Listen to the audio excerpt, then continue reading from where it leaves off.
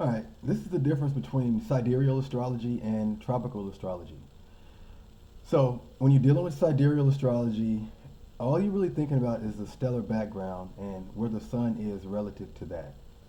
And when you deal with the 26,000 year great cycle, the stellar background or the stars are going to rotate slightly over the years.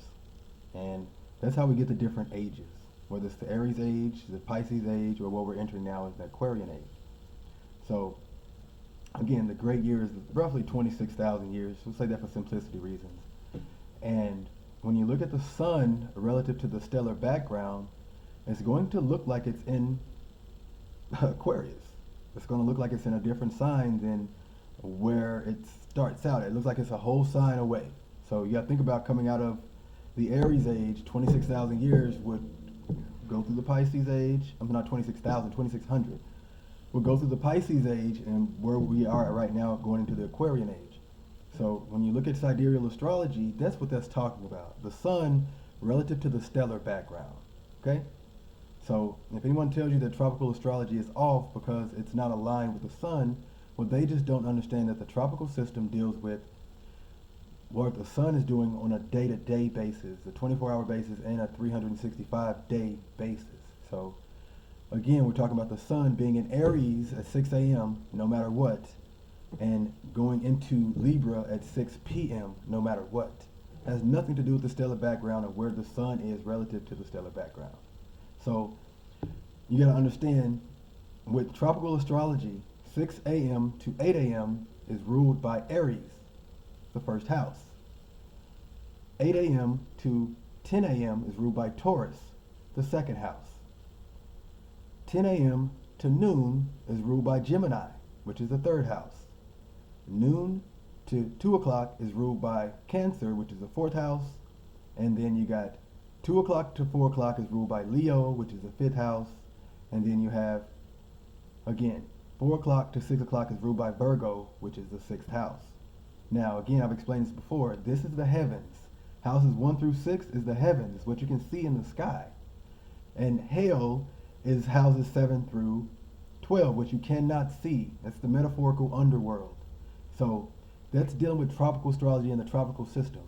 Now again, the sidereal astrology is just dealing with the stellar background, trying to calculate the stars and the measurements, and that it gives you nothing intrinsically that you can focus on or gives you that helps you in life. So that's why I focus on tropical astrology. It deals with the sun on a day-to-day basis, going through the 12 sky zones on a daily basis and on a yearly basis, versus sidereal astrology is just looking at the sun relative to where it is, the stellar background, and that's it. So, and if you're trying to calculate tropical astrology using where the sun is in sidereal astrology, you can imagine what kind of results you're going to get. It's just going to be skewed results. It's not going to make any sense.